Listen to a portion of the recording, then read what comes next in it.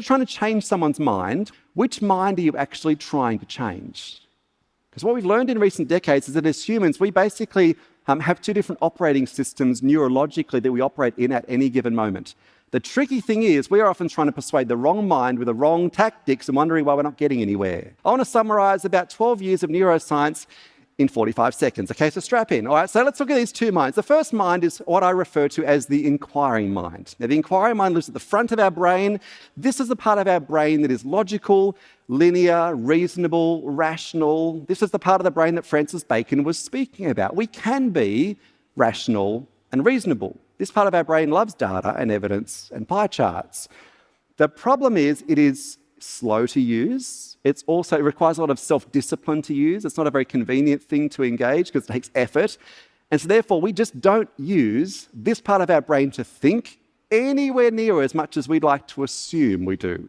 In fact, Zoe Chance, who's a researcher at Yale, would suggest we only use our inquiring mind for 5 to 10% of our thinking and our perception formation.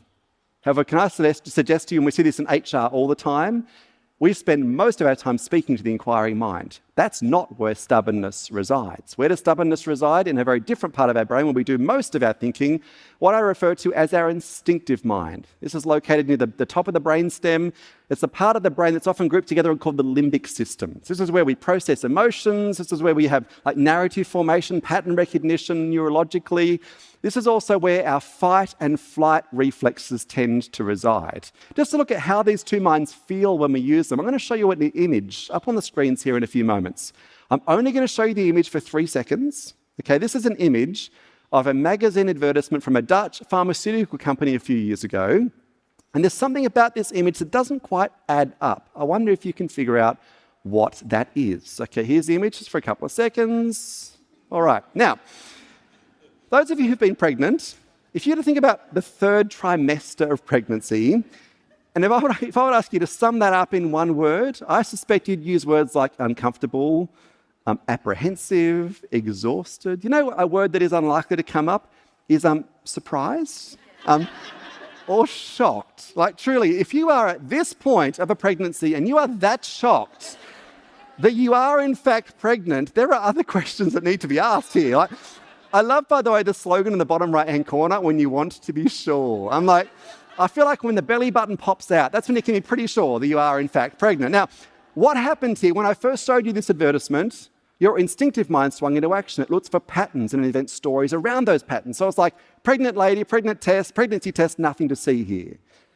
However, when I asked you to look again, your inquiring mind swung into action. You're like, gosh, how did I not see that? But more importantly, how did the advertising agency who printed thousands of these not see this before they pressed print? Okay, and this stuff happens constantly for all of us. Now, I should be clear, I'm not, criticizing the instinctive mind, because the instinctive mind has actually kept us alive as a species for millennia. Because it's what happens when a threat emerges, it swings into action, fight and flight. The problem is this, and this is critical. Our instinctive minds respond to psychological threats the same way they do if it's a physical one. They don't know the difference. When you're confronted, though, with information, ideas, evidence that is unfamiliar or confronting or unsettling, do you know what your instinctive mind does? It doesn't go into fight and flight. It goes into 2 other things, denial or defensiveness.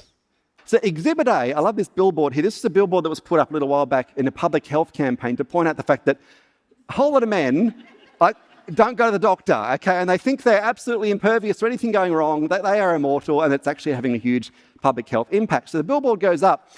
The day afterwards, the people who put the billboard up were driving past and noticed that a local with a spray can had actually made some amendments to the billboard overnight. And these were the amendments that they'd made. And I think it tells a profound story. And I've got to say, it's not just men who do this. We're all just a little bit stubborn at times, aren't we? Okay? In fact, I love how Oliver Wendell Holmes put it. He said this. He said, "It is a rare person who wants to hear what they don't want to hear."